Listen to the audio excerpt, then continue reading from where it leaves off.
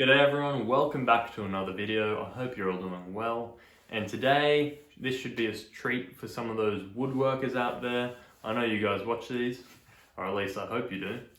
And anyway, if you're just coming in fresh and you've seen maybe a few of my blacksmithing videos, you might not know this, but blacksmithing I'm very much a beginner at and just trying to build my basic skill set up with that. However, I have been woodworking since I was a real little kid. Basically mostly self-taught with the exception of some stuff from school. And yeah, as you would probably know by now from the video, I'm going to be making a 3-legged milking stool. I'm also giving myself the challenge of doing this completely by hand, and that will definitely provide some challenges as you'll see later on. And yeah, this definitely took a lot more time than I thought it was going to. So I really appreciate it if you like, comment and subscribe. Let me know what you think below, all of that stuff. You can give it a thumbs up if you want, if you don't like the video. But I really appreciate that feedback, it means a lot to me. So with that said, let's get into it. All the timber I'm using here is reclaimed teak from an old building that was getting renovated. So it should be really nice and solid and look nice.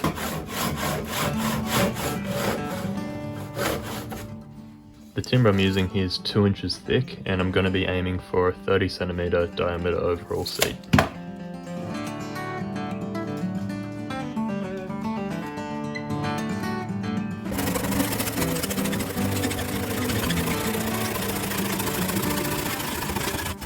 The triangle I use for just indexing here, as the grain orientation of the pieces are quite important for glue-ups like this.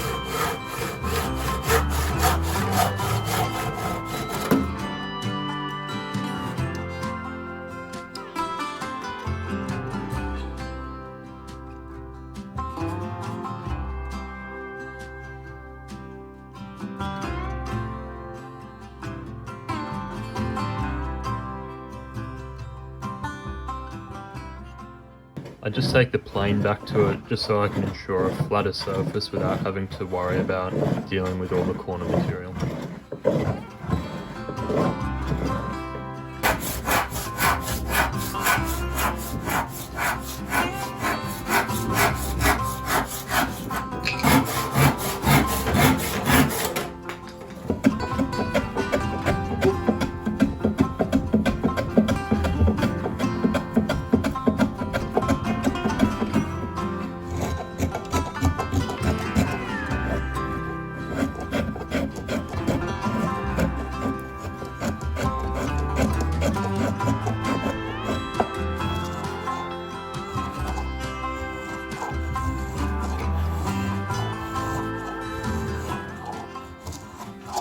This is just an old technique that I'm using of locking my hand and pencil out so that I can then draw around the circumference of the circle evenly.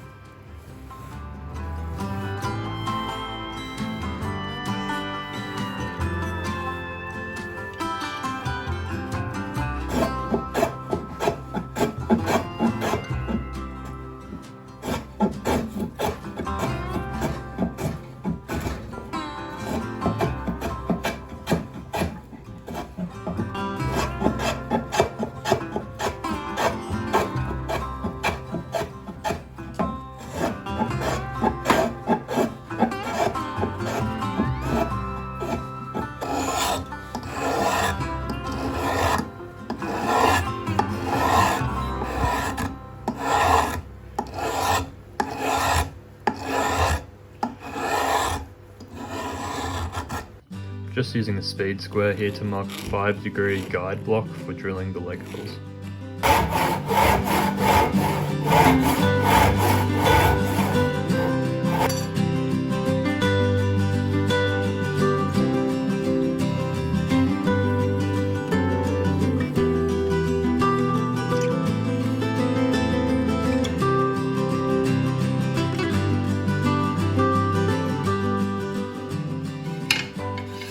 This is basically the first time that I've used the bit and brace, and I'll talk about the problems I have with this later. But what you'll see me doing here is going along with the guide block, and I'll be checking underneath for the lead screw to pop through.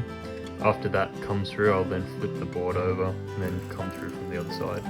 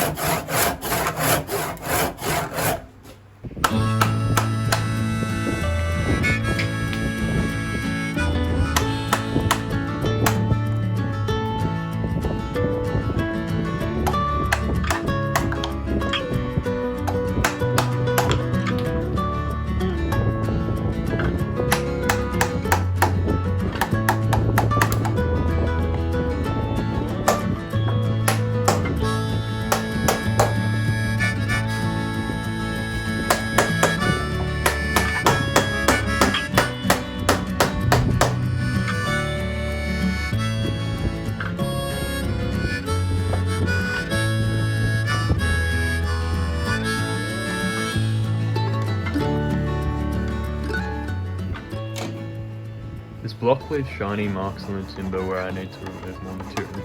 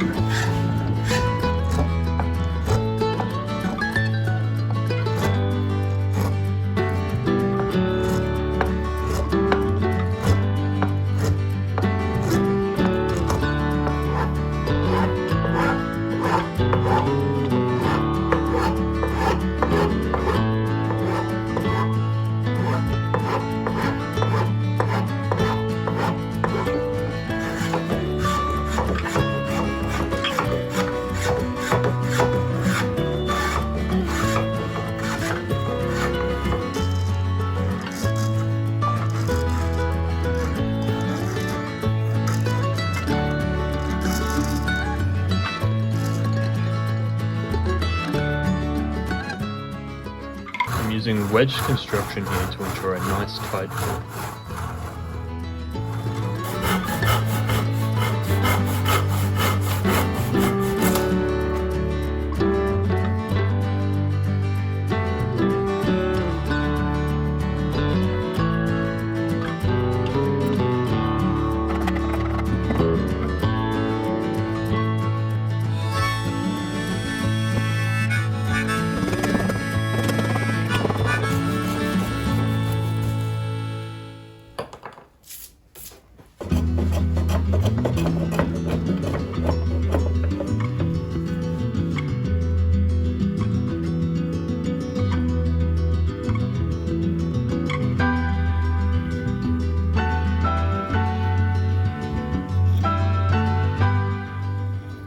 I cut the legs to the right length and then round over the ends to provide a more finished look.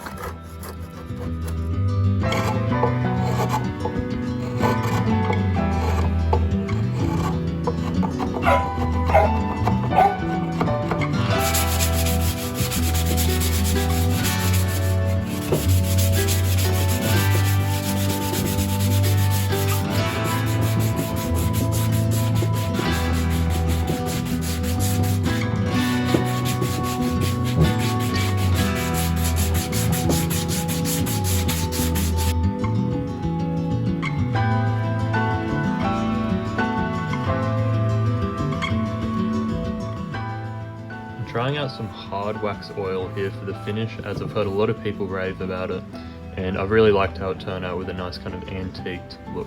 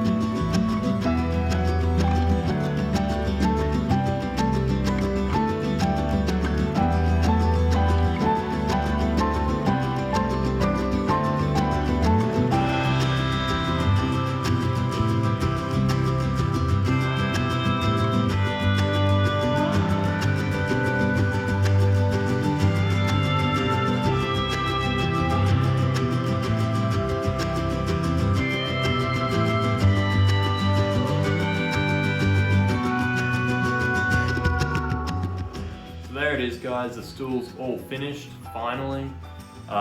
Took a while, but overall I'm quite pleased with it. Now there are a few things that I probably would have liked to have better. Probably the main one being the tear out that came around the mortar soles for the legs. Now that could probably be from a few different things there. The timber is very weathered and old, it already had cracks and that through it. Probably I hadn't used a bit and brace before, so I did try and sharpen the bit beforehand, but it is a very old, neglected bit, and wasn't just slicing the grain as good as it could have, as well as probably just me being inexperienced using that, and I could have left a bit more material on top and then planed it down later to remove that. Would have been a wise decision. And there was quite a few things like that. I'm also not sure about how good it will last,